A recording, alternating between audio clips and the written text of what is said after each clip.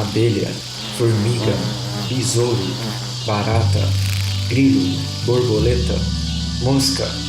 Você sabe do que eu estou falando. Os insetos permeiam a vida na Terra. O que você sabe sobre eles? Eu sou o Caio. E eu sou o Pedro.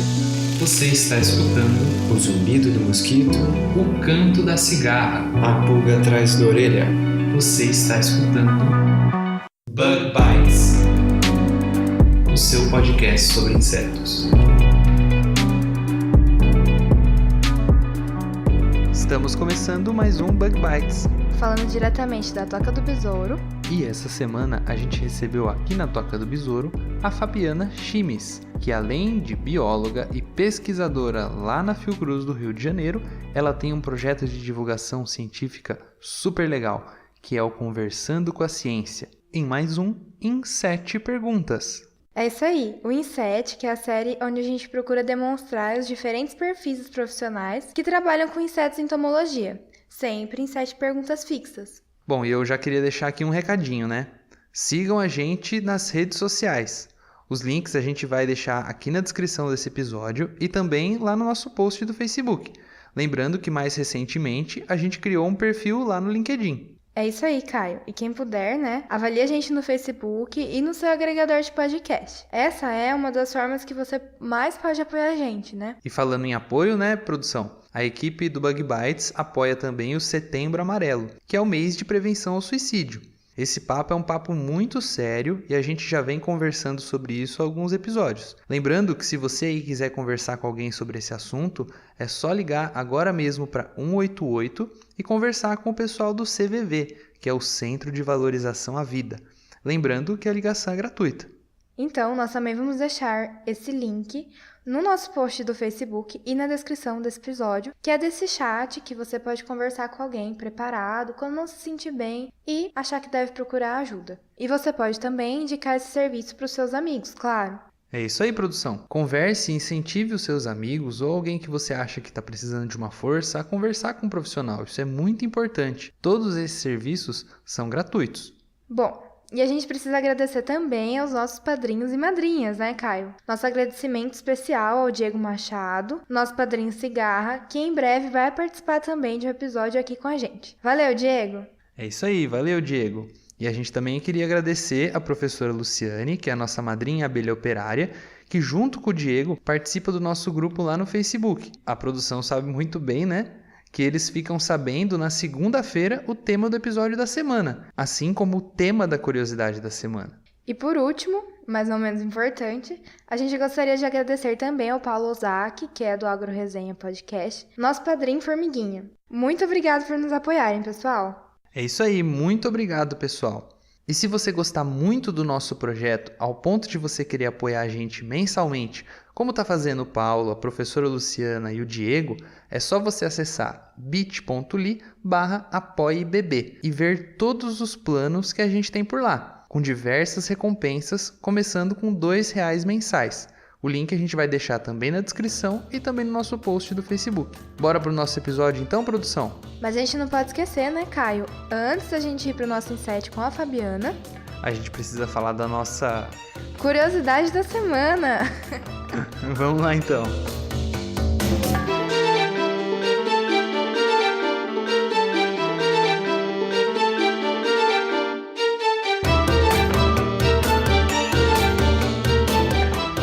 Bom, mas antes da gente começar a nossa curiosidade da semana, vale a pena a gente lembrar o nosso ouvinte, que pode estar escutando a gente pela primeira vez, que é muito fácil acompanhar o Bug Bites pelo celular. É só você se inscrever no nosso podcast por meio de um agregador de podcast. O aplicativo é grátis e a inscrição também.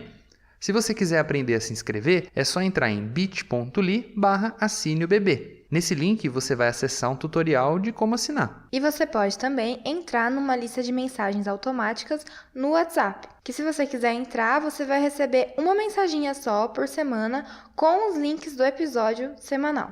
É só acessar bit.ly/bugbites no WhatsApp. Mas produção, diz aí pra mim, você tem medo de barata ou nojo? Ah, Caio, eu não faço muita questão delas perto de mim, não. Mas o que isso tem a ver com a nossa curiosidade da semana? Bom, acontece, né, que muitas vezes a gente fica se questionando. Poxa, para que serve esse bicho que cria tanto problema assim para as pessoas, né? Tanto nojo. Muita gente tem medo. E foi até mesmo isso uma das perguntas que a gente respondeu lá no nosso episódio número 5, no nosso Baratinando, né? Sim, nesse episódio, que inclusive eu participei, a gente comentou sobre o fato das baratas serem muito importantes para a ciclagem de matéria orgânica nos diferentes ambientes. Mas esse assunto a gente já conversou, né, Caio? Onde que você quer chegar com isso? Bom, acontece que eu tava lendo um assunto, né? Você sabe, um link leva pro outro, que leva pro outro, e aí eu acabei dando de cara com um artigo que eu achei bem interessante, que saiu no ano passado. Eu vou deixar o link no post do Facebook, que falava sobre baratas polinizadoras. Nossa, isso é muito legal, né, Caio? Que é muito importante a gente comentar que, de acordo com esse trabalho que você encontrou, né, que a gente usou para escrever essa curiosidade da semana, menos de 1% das espécies de baratas que a gente conhece estão adaptadas a ambientes dominados pelo homem. Ou seja, as outras, mais de 99%, têm diversos outros papéis e habitam muitos outros ambientes, né, Caio? É isso aí, foi justamente isso que um grupo de pesquisadores do Chile e dos Estados Unidos publicaram na Revista Brasileira de Entomologia. E eu achei muito legal esse artigo porque muito raramente a gente encontra baratas realizando o papel de polinizadores. E esse artigo encontrou algumas evidências que sugerem que mais baratas estariam realizando esse trabalho. Um trabalho que geralmente a gente relaciona mais com as abelhas e vespas, né? Um outro ponto que foi levantado nesse artigo é que, apesar de as baratas terem uma importância ecológica bem grande, só cerca de 36% dos trabalhos publicados até a publicação desse trabalho deles falavam sobre baratas silvestres, o que indica a importância ecológica desses bichos que pode estar sendo ainda subrepresentada na nossa ciência. E nesse trabalho, né, que eles estudaram só uma espécie de barata, os pesquisadores tiraram muitas fotos interessantes, que a gente inclusive vai postar no nosso Facebook e no Instagram depois, mostrando as baratas se alimentando de pólen, néctar e alguns apêndices florais de diversas espécies. Muitas dessas espécies de plantas registradas nesse trabalho eram visitadas pelas baratas no crepúsculo, como por exemplo de plantas, a prímula e a bromeliácea, e até mesmo algumas flores de plantas pioneiras. Isso mostra que na realidade elas tinham um hábito até generalista. Então, será que elas são polinizadoras também? Bom, ainda é cedo para a gente dizer claramente que elas são polinizadoras, né? Porque o que os pesquisadores queriam mesmo com esse trabalho era entender um pouquinho da ecologia dessa barata, que ela é endêmica lá do Chile. E eles acabaram por descobrir uma relação muito interessante com as plantas nativas daquela região. E as baratas, que são geralmente encontradas em climas tropicais e subtropicais, justamente por serem de climas mais úmidos, são bem incomuns em regiões frias. No caso desse trabalho, foi o primeiro registro de espécies nativas de baratas mais ao sul que se tem conhecimento no semiárido da região neotropical. Esse trabalho, que foi desenvolvido lá no sul do Chile, mostra que, por exemplo, a importância desses insetos em regiões como o Mediterrâneo chileno podem ter sido subestimados ao longo dos anos. E de acordo com os autores desse trabalho que a gente está falando, as flores e nectários podem ser muito importantes para explicar como as baratas são capazes de sobreviver em regiões secas como o sul do Chile. Relação essa que tinha sido muito pouco encontrada na natureza anteriormente. Ainda, de acordo com os autores, as flores, além de proverem um habitat mais seguro, oferecem fonte de alimento e umidade às baratinhas, enquanto, por outro lado, elas ajudariam polinizando as flores. Uma interação muito interessante. Seria esse um caso como o exposto pela Blanca Blazakova, Caio, e seus colaboradores em 2008. Olha, eu não sei, viu? Mas o que os pesquisadores salientam é a importância da manutenção dessas espécies nativas de plantas naquela região, que, de acordo com eles, vem sendo bem ameaçada pelo homem, que vem expandindo o uso daquelas terras em projetos de urbanização costeira. Um trabalho desse tipo demonstra como insetos nativos estão totalmente ligados às plantas nativas e como essas relações vão manter o ecossistema em equilíbrio. Ainda de acordo com esses autores desse trabalho, a perda de plantas nativas como as bromélias, as prímulas e até mesmo aquelas plantas pioneiras que a gente falou, podem significar também a perda de uma riqueza da fauna que pode nunca ser descoberta pelo homem, já que ambas as plantas e as baratinhas desse trabalho só ocorrem naquela região. E isso mostra pra gente como os processos de urbanização e agricultura devem sim ser levados sempre em conta e com muita responsabilidade e cuidado. Afinal, como vocês já comentaram, né, em alguns episódios, tem barata sendo usada na alimentação humana, baratinha sendo utilizada como pet, e tem baratas assumindo papéis ecológicos muito importantes. Muito legal! Mais uma vez a gente vendo aí que as baratinhas vão surpreendendo a gente com as suas funções mais diversas nos ecossistemas, né? Mas e aí, Caio? As baratinhas desse trabalho são ou não são polinizadoras? Calma, produção, calma. De acordo com esses autores, isso ainda não foi confirmado. O que foi confirmado mesmo foi uma relação muito íntima dessas baratinhas com todos aqueles apêndices florais de diversas plantas. Para a gente saber mesmo se a gente tem mais uma espécie de barata polinizadora sendo encontrada pelo homem, eu acho que a gente vai ter que esperar a comunidade científica investigar um pouquinho mais, viu? Mas enquanto eles pesquisam, vamos escutar o inset dessa semana, né? É isso aí. Então vamos lá.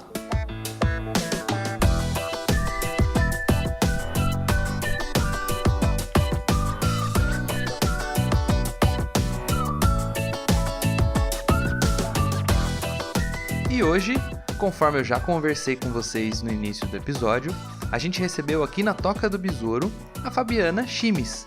Ela, que como eu já falei, além de bióloga e de trabalhar lá na Fiocruz do Rio de Janeiro, tem um projeto super legal de divulgação científica, que é o Conversando com a Ciência, um site dedicado à ciência no geral, em todas as suas diferentes facetas. E hoje, especificamente, ela veio conversar com a gente sobre tudo isso em 7 perguntinhas que você, o nosso ouvinte do Bug Bites, já deve estar acostumado, né? Seja muito bem-vinda à Toca do Besouro, Fabiana. Olá, eu que agradeço a oportunidade de estar aqui participando desse podcast tão legal. Primeira pergunta. Fabi, começando o nosso em 7 perguntas, conta pra gente um pouquinho, né? Como é que você se interessou por insetos? Por que você decidiu trabalhar com eles? Olha, eu gostava desde que eu era criança. Eu nunca fui uma criança que tinha medo de insetos. Eu sempre gostei de observar vagalume, piscando durante a noite, ficava flutuando com eles piscando. Mas eu sempre tive dúvida, porque eu fiz técnico em análise clínica e também me apaixonei por laboratório. E eu queria biologia ou farmácia para trabalhar com laboratório. Aí decidi para biologia.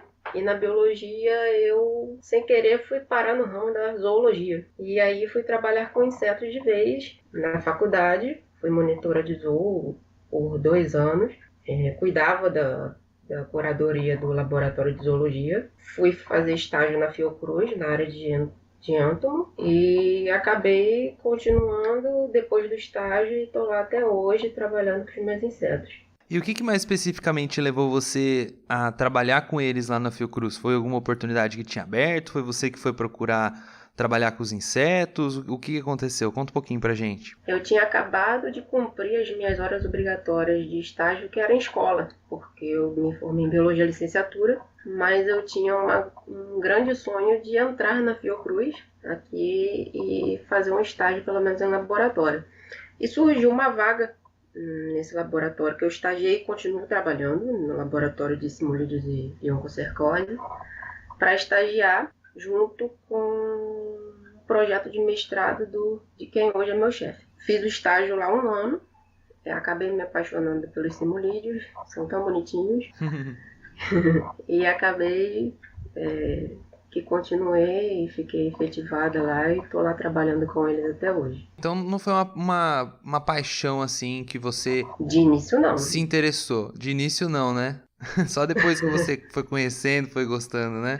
Foi, mas tudo começou na faculdade. Eu comecei como monitora de botânica e como monitora de botânica eu entrei em contato com o técnico do laboratório de zoo e com a professora de zoologia e eles estavam precisando de alunos para poder cuidar do laboratório e da coleção que a faculdade tinha. E eu me disponibilizei a ajudar junto com a monitoria de botânica. E acabei abandonando a monitoria de botânica e fiquei com a zoologia, acabei me apaixonando assim meramente por acaso. Ah, que legal, muito legal. A produção também era assim, ela trabalhava mais com essa parte de botânica, e depois ela foi se interessando por entomologia, e aí ela acabou trabalhando na entomologia até hoje em dia, participando do nosso podcast, né? É legal isso.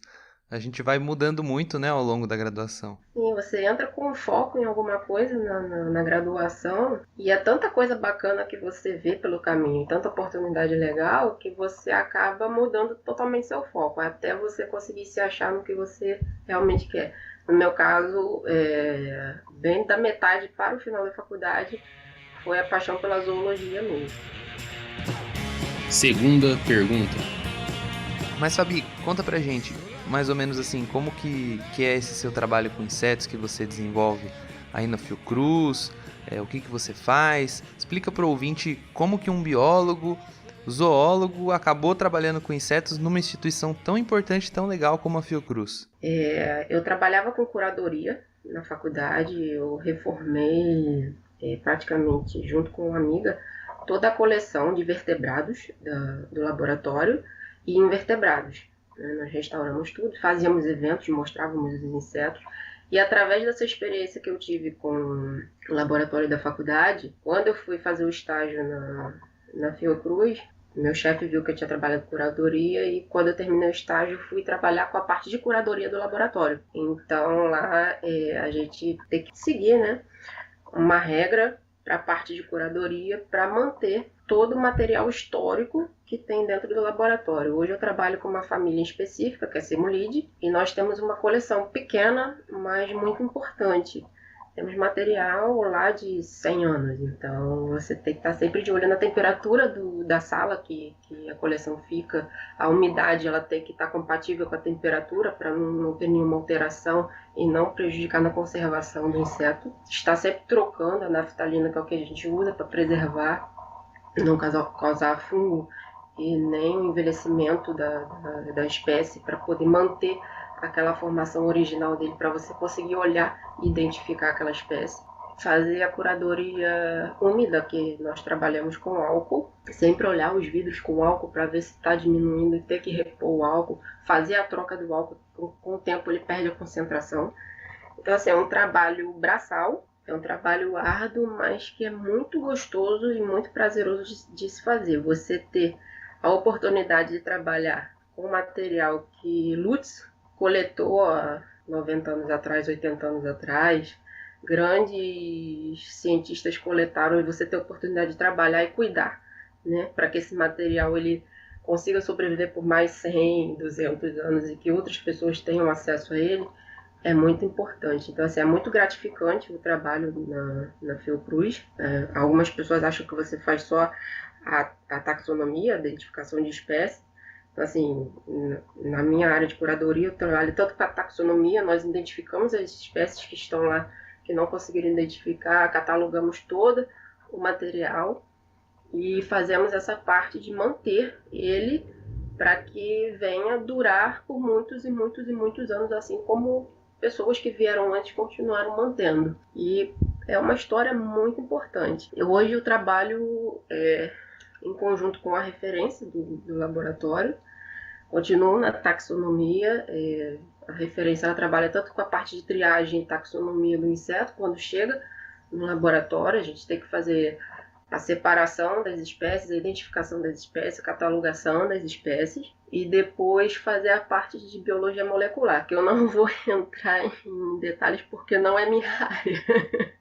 São outras pesquisadoras que trabalham com a parte da molecular, que não é minha área, não é meu foco. Eu até corro disso, até falo, gente, não me coloca para fazer molecular, porque eu adoro fazer a parte de taxonomia, que eu considero muito importante.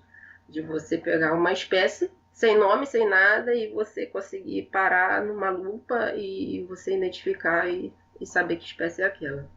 Mas hoje em dia a biologia molecular também está sendo uma grande ferramenta para fazer até a taxonomia, né? Sim, porque hoje a gente está com muito problema de variação de espécie, até por causa da variação climática, da intervenção humana nos habitats. Então, assim, está havendo algumas variações. Então, a biologia molecular ela está ajudando muito nessa parte, porque às vezes a gente olha o inseto inteiro e tem uma coisinha ou outra que faz diferenciar e faz a gente ter dúvida de bater o martelo se é aquilo ali ou não. Então, assim, a molecular ela ajuda bastante nessa parte. Terceira pergunta. Mas, Fabi, Você disse pra gente, né, que eu já comentei aqui no começo desse episódio, né, que você é formado em biologia, que você tá fazendo seu mestrado, que você tá fazendo pós-graduação em divulgação científica. Conta pro nosso ouvinte qual ideia ou qual pessoa te inspira na entomologia ou na ciência e principalmente o porquê, né? Que essa pessoa, essa ideia te inspira tanto. Você falou que você trabalha com materiais, por exemplo, do Lutz, etc., assim, materiais centenários aí, com certeza tem alguma coisa que te inspira, né? Tem sim. Na verdade, a parte de divulgação científica começou na graduação, eu tinha que montar a minha monografia, e eu sempre falei para as minhas amigas da faculdade que eu não queria fazer um levantamento bibliográfico, que eu queria fazer algo diferente, que eu fosse lembrada por isso. E a divulgação científica começou aí. Eu fiz um TCC sobre Pokémon. Eu fiz todo o levantamento de todos os Pokémon, de todas as temporadas. Fiz a parte histórica, desde a criação do cinema, da TV, dos animes, para o trabalho. Trabalhei com 2 resultados, só que como ele ficaria muito grande, que eu ia trabalhar com todos, 790 e alguma coisa, eu decidi trabalhar só com os Pokémons plantas, aí voltei um pouquinho para o lado da botânica, né? Porque eram 95, então dava para trabalhar tranquilamente. E aí começou a minha caminhada na divulgação científica. Da zoologia, na entomologia, foi o técnico mesmo do laboratório da faculdade, que precisava de ajuda para cuidar do laboratório, a gente acabou ajudando ele. E a confiança da professora no nosso trabalho, que ela não faz tutorial, não, quero que vocês trabalhem aqui, professora Alice Helena e o técnico Ademar. Então, nessa parte de zoo, foram os 2. Fora as leituras que a gente tem, que a gente trabalha hoje com Lutz e Oswaldo Cruz, Carlos Chagas, são cientistas que nos inspiram muito a continuar na carreira. E através da divulgação científica, eu acabei caminhando para o mestrado de ensino em ciências. Continuei na educação, mesmo a contragosto do meu chefe, que ele queria que eu fizesse mestrado em pesquisa. E eu continuo trabalhando com divulgação científica desde a graduação. Foi Pokémon na graduação. Eu trabalho com representação feminina em 3 desenhos animados na divulgação científica, que eu estou terminando agora, e vou trabalhar com filme no mestrado. Muito legal. E eu acho que é legal você contar isso pra gente perceber, né? Como que é importante essas pessoas que às vezes a gente acha que elas estão perto da gente, elas não podem inspirar a gente, né? Como você falou do técnico do laboratório, do seu orientador, que eles foram pessoas que te inspiraram a seguir essa carreira, né? Sim. Eu acho que todo mundo, acho que normalmente a gente pensa assim, em inspiração, a gente pensa em grandes nomes, assim, pessoas muito famosas, mas a importância de quem tá perto da gente também inspirar a gente é muito grande, né? Com certeza, às vezes tem pessoas do nosso lado que são grandes inspiradoras e a gente acaba não reparando. Então eu aproveitei todas as oportunidades que eu tive, tanto na graduação com eles, na Fiocruz, até o meu chefe foi meu orientador, hoje é meu chefe também, um grande entusiasta da entomologia, e são pessoas que não têm um conhecimento tão grande como o Lutz ou como o Oswaldo Cruz, mas que inspiram alunos a seguir uma carreira que hoje a gente vai trilhando aí até...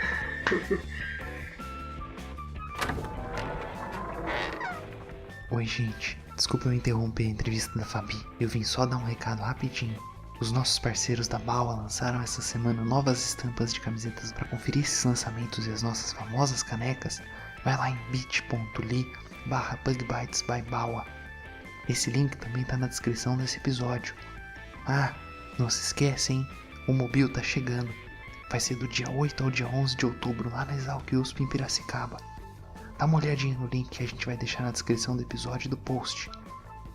E viu, corre se inscrever, hein? As vagas são limitadas. Esse evento vai ser muito legal. O Bug Bites vai estar lá e o Pedro vai participar de uma mesa redonda. E se você quiser anunciar o seu evento, seu simpósio, seu produto ou seu serviço aqui no Bug Bites, manda um e-mail pra gente. prod@bugbites@gmail.com. Pronto, vou te devolver o episódio. Desculpa aí qualquer coisa, hein? Quarta pergunta. E você falou pra gente, né, Fabi, que você tá com outros projetos, né? Você tem os projetos de animação, você já teve do Pokémon, agora você vai ter o projeto seu de um filme, né? Então, você parece que você consome bastante tipo de conteúdo, bastante mídia diferente, né? A gente costuma aqui no 7 Perguntas perguntar pra quem a gente tá entrevistando alguma mídia que ele indicaria, né, pro nosso ouvinte. Então, por exemplo, algum livro, algum filme, alguma série, alguma coisa assim, né? Que você gosta de consumir no seu tempo livre e que você indicaria aos ouvintes, mas não precisa ser nada muito científico, não. Tem alguma coisa que você ia indicar pra gente ou não? Olha, eu nunca trabalho assim muito tempo com a mesma coisa, como eu te falei. Eu trabalhei com Pokémon na graduação, depois eu trabalhei até um pouquinho mais. A minha ideia era continuar com Pokémon na pós-graduação, aí no meio do caminho desisti, que eu falei, não, vamos mudar, vamos para a parte de representação feminina. A minha dissertação é em cima de filme com Jurassic Park, também não tem nada a ver. Eu gosto de ler, de ver e adquirir muito conhecimento e ir variando bastante nos meus trabalhos. De YouTube eu gosto muito do Pirula, do Nerdologia também, tem uns vídeos muito bons, inspiradores até para trabalhos na parte de divulgação científica. Podcast, eu gosto muito do Dragões de Garagem, que aborda muito a parte de ciência e curiosidades. O Nerdcast também é muito, muito bacana. Hoje posso falar do Bug Bites, que é praticamente para a minha área de pesquisa, que é entomologia, que eu curto pra caramba. De livros eu gosto de variar bastante. Eu acabei de iniciar a leitura no livro do Jurassic Park para poder entrar na minha dissertação. Eu vou trabalhar com os filmes, mas os filmes vieram através do livro. Os filmes do Jurassic Park, você tá dizendo, né? Jurassic Park. Terminei A Morte do Capitão América, de Larry Hama, um livro muito bom. Na fila tem deuses americanos, mitologia nórdica, a psicologia da Mulher Maravilha. E por aí vai. Eu gosto de ler muita coisa nerd, muita coisa geek. Eu adoro revista em quadrinhos, adoro livros voltados para essa parte de heróis. Filmes também, sou viciada em Star Wars, Star Trek, Senhor dos Anéis, Jurassic Park, qualquer filme de super-heróis. Filmes de terror também, para dar uma distanciada da parte geek. Até citar que teve um ilustrador que ele não é cientista e ele fez um trabalho brilhante de misturar Star Wars com insetos imaginários. É o Richard Wilkinson, vocês podem procurar no Google, as imagens estão lá. Então, assim, os insetos são bem estilos a catálogos antigos assim, de história natural. Uhum. Então, ele mistura elementos mesmo de insetos com a cultura pop. E o primeiro volume dele de ilustração foi com Star Wars. Ah, legal. Então, assim, é bem bacana. Depois você passa o link pra mim aí, eu vou deixar o link aí na descrição e também lá no Facebook pro pessoal que quiser dar uma olhada. Você passou bastante coisa legal pros nossos ouvintes consumirem, hein? Até fiz uma listinha aqui, mas se eu continuar falando, eu vou ficar aqui a tarde toda falando pra você lista de livros. Não, depois você passa pra gente um episódio que você gosta bastante do Pirula, a gente deixa o link, ou então um episódio do Nerdologia, algum do Nerdcast. É que eu sou meio suspeito pra falar todos esses conteúdos aí que você falou, que eu acho que não tem nenhum desses aí que eu não gosto, então eu não posso falar muita coisa não. Depois você indica, viu? Senão vai ficar a minha indicação. Tá ok. Quinta pergunta. Fabi, além de todos os estudos, tudo que a gente trabalha mesmo, né? Com certeza você trabalhando com entomologia, trabalhando aí na Fiocruz, você já passou por alguma situação curiosa ou engraçada, né? Porque não é tudo formalidades, não é tudo sério o tempo todo, né? Às vezes a gente se diverte um pouquinho também, né? Com certeza. E geralmente é sempre na parte de campo. Porque dentro do laboratório a gente tem que seguir a biossegurança, então é sempre mais sério. Mas no campo é inevitável. Vou citar aqui um episódio, eu estava fazendo uma coleta com o meu chefe no parque aqui do Rio, e nós fomos andando bem adentro da trilha, porque estávamos procurando bem a parte inicial da cachoeira para poder fazer a coleta, porque eu trabalho com inseto aquático, e não tinha ninguém. E a gente tá lá com os equipamentos, fazendo medição, tal, coletando, e daqui a pouco aparecem 3 pessoas. A gente para e fica olhando. E eles começaram a fazer um book fotográfico, bem ao nosso lado. A gente trabalhando, coletando material para levar pro laboratório, e eles nem aí, como se a gente não estivesse lá e fazendo book fotográfico ali no meio da floresta. E de boa, assim, sem nem ligar pro que a gente tava fazendo e trabalhando ali. Mas não era book nu, né? Era book normal. Ah, bom, então tá bom. Ainda bem que não. Estavam de roupa. Pelo menos isso. Já pensou? Ainda bem. Já pensou a galera começa a ficar pelada lá do lado de vocês, vocês trabalhando, pelo amor de Deus, o que tá acontecendo? O pior é que a gente não poderia nem sair, porque a gente conta o tempo que a gente tem que continuar no local para fazer todo o processo. Então a gente ia ter que continuar vendo aquela situação e trabalhando.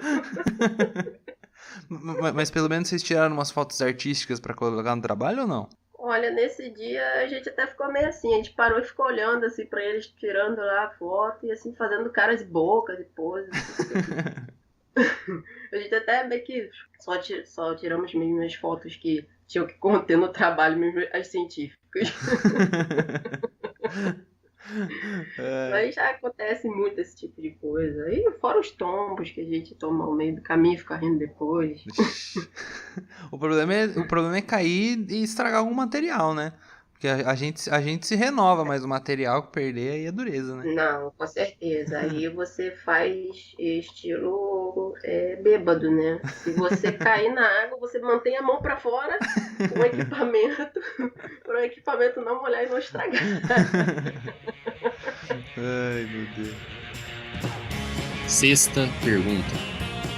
Bom, Fabi, a gente já falou, né, que você faz, além de você trabalhar, você faz o seu mestrado, você faz a sua pós-graduação, você gosta de assistir os seus vídeos, assistir os seus filmes, ler os seus livros, escutar os seus podcasts, é bastante coisa, né? Conta pra gente como que você faz pra você equilibrar tudo isso, né? Além do seu trabalho, além das coisas que você gosta de fazer, você ainda tem que ter aquele seu lado pessoal, o lado que você vai tá com a sua família. Quais são as estratégias que você diria para os nossos ouvintes eles tentarem levar, ou então eles levarem para conseguir equilibrar tudo isso, né? O trabalho, a família, o seu lado pessoal. Olha, hoje, na correria que eu ando, eu não tenho nenhuma estratégia, eu não tenho nenhum cronograma. O único cronograma que eu sigo é o do mestrado, que eu tenho que cumprir para entregar projeto, qualificação e defender a minha TCC da pós. Mas como cientista e em geral, desde mestrado, trabalhando em laboratório, com projeto fora que não tem a ver com o meu trabalho, é complicado ter uma organização. Então, assim, geralmente eu passo mais tempo trabalhando do que estando em lazer. No início foi uma briga assim com a minha família, porque minha família não entendia. Eu ficava mais tempo no computador do que dando atenção a eles, ou indo à festa de família, ou saindo, alguma coisa do tipo. Hoje eles já, depois de tantos anos, eles já até acostumaram. Mas aos poucos eu tento manter um equilíbrio. Eu procuro assim focar mesmo durante a semana tudo que eu tenho que fazer. Eu trabalho na Fiocruz, do mestrado, da pós, do projeto do Conversando com a Ciência e de outras coisas. E final de semana eu tento manter um certo equilíbrio. Final de semana, sim, eu fico só para poder estudar, sábado e domingo. E o outro final de semana eu tiro pelo menos um sábado ou um domingo para sair, encontrar amigos, ou sair com a minha família e tentar fazer um lazer, ir ao museu, ir a um parque, alguma coisa do tipo, fazer uma trilha, para poder também desafogar um pouquinho só de trabalho. Muitas vezes a gente fica querendo fazer um monte de coisa, tem mesmo um monte de coisa para fazer, é bom tentar dar uma equilibrada, né? Ficar um pouco com a família. Como você falou, aí no Rio de Janeiro tem bastante parques, bastante coisa legal assim para fazer, né? Isso é muito legal. Sim, tem sim. O Rio de Janeiro é um estado muito privilegiado, assim, tem muito parque para trilha e eu adoro fazer trilha, então assim, sempre quando eu tenho tempo eu vou e fico o dia inteiro na trilha para poder ficar no meio da natureza ali sem pensar em nada. Tem muitos museus. teatro, muita coisa para se fazer. Então, assim, dá para dar uma fugidinha e curtir um pouquinho, para poder sair um pouquinho só de trabalho. 7ª pergunta. Bom, Fabi, infelizmente a gente tá chegando aqui ao fim do Bug Bites, né? E aí eu preciso fazer para você a última pergunta do nosso Inset, a 7ª pergunta. E que é uma pergunta que bastante gente se interessa, viu? O pessoal tá sempre querendo saber essa última pergunta. E também é mais simples, né? Pra você, qual que é o inseto mais legal? E principalmente, por que ele é o inseto mais legal? Olha, eu tenho dois que eu adorava desde de criança. Como eu já tinha citado antes, o vagalume. Eu ficava vidrada com aquela luminescência no escuro. Quando eu viajava para casa de uma tia minha lá no interior de Itaguaí, tinha muito. Então, assim, eu parava e ficava olhando eles voando, assim, piscando, e ficava ali imaginando um monte de coisa voando no mundo da fantasia. Então, assim, me marcou muito o vagalume. Se um dia eu puder trabalhar com eles, eu vou ficar muito grata. Legal. E o louva-a-Deus. O louva-a-Deus foi bem depois, mas por toda a morfologia, a composição do louva-a-Deus, eu acho ele um inseto muito imponente, bonito, forte, bem representativo. Ainda tem aquela questão da fêmea, né? Que a fêmea, depois do acasalamento, ela vai lá e corta a cabeça do macho. É bem interessante. Mas o besouro, você era o quê? Daquelas crianças que você colocava dentro do potinho e ficava levando de lanterninha pra casa ou não? Você só deixava eles lá? Então, eu acho que eu fui totalmente diferente de todos os biólogos que sempre cataram o inseto e colocavam no potinho. Eu sempre tive uma mentalidade totalmente diferente. Eu sempre quis ver na natureza. Então, assim, eu nunca peguei inseto, coloquei potinho e levei pra casa. Nada. Eu via ele na natureza, ficava observando ele, os movimentos, o que ele fazia, o que ele ia fazer depois, aonde que ele ia parar, por que ele ia parar, onde ele ia se alimentar. Mas eu nunca peguei e tenho isso até hoje. Ah, tem isso até hoje. Que jeito? Tenho. Eu nunca fiz uma caixa de inseto. E você não vai fazer coleta, então, pra levar pro museu? Aí é o caso à parte. É um caso à parte. Porque muito biólogo coisa, é né? em ter uma caixa de inseto pra si. Mas você é pelo bem da ciência, né? Isso, pelo bem da ciência a gente faz. Mas pra bem pessoal, eu nunca quis ter uma caixa de inseto, eu nunca quis recolher pra mim. Agora pro museu, com certeza. Ah, bom. Então você que tá ouvindo a gente aí, se você quiser fazer uma caixa, não faça. Vá lá no museu da Fabi que ela pega e mostra pra você, né, Fabi? Com certeza. Ó, foi uma boa tática sua, hein, pra impedir as pessoas de pegar. Gostei. Fazer isso profissionalmente. Mas acho que sempre foi uma escolha minha, essa parte de observação mesmo. Eu sempre gostei muito de observar e não querer tirar. É da natureza, então vai continuar ali. Como eu trabalho, aí o trabalho me faz retirar mais para poder continuar investigando aquele inseto. Agora, se for para bem pessoal, eu prefiro observar ele diretamente na natureza. Então aí você tira com dor no coração, né? Apesar de ser profissionalmente, é com dor no coração, né? Sim.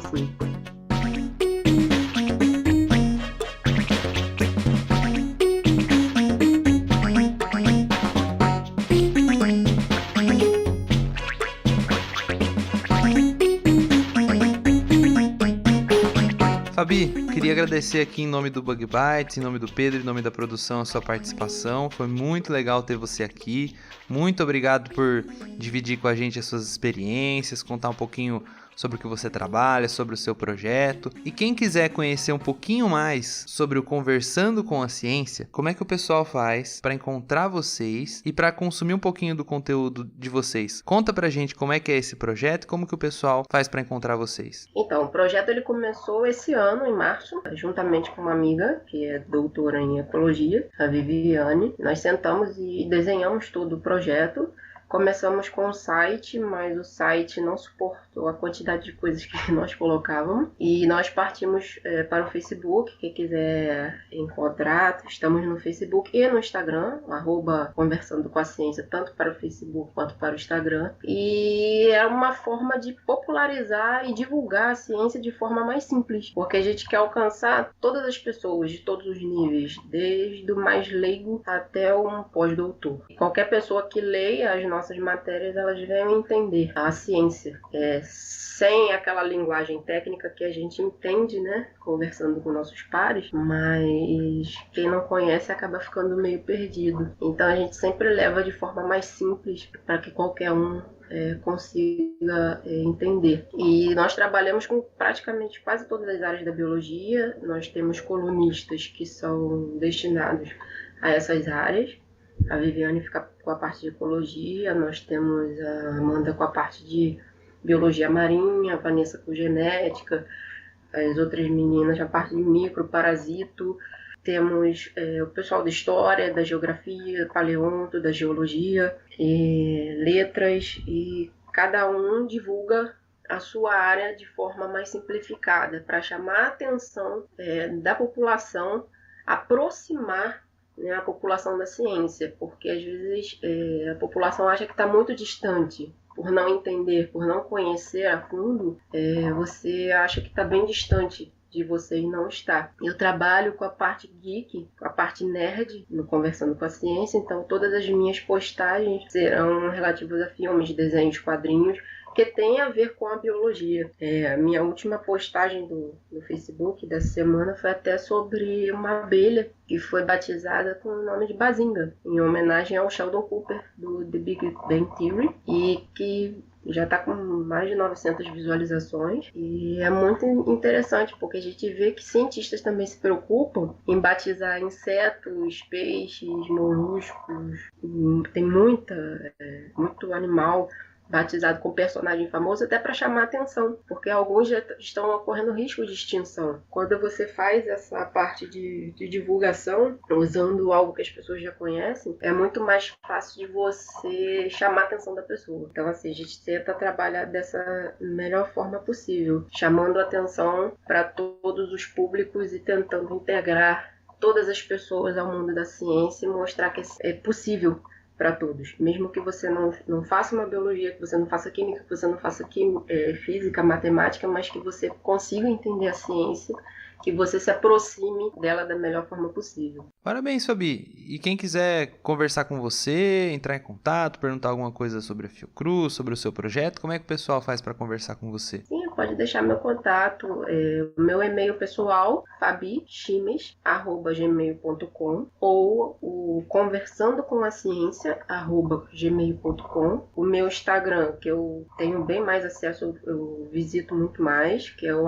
@fabichimes. Qualquer dúvida, qualquer curiosidade, qualquer informação, pode entrar em contato comigo, sim. Legal, Fabi. Muito obrigado, então, pela sua participação. Obrigada pela oportunidade, pelo convite. Fiquei muito honrada em poder participar do programa. Beijão. Tchau, tchau. E a gente vai ficando por aqui. Então, até a semana que vem. Tchau.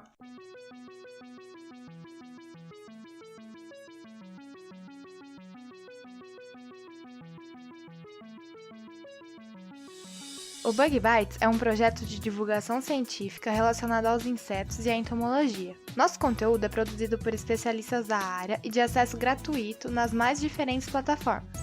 O apoio de nossos ouvintes é muito importante.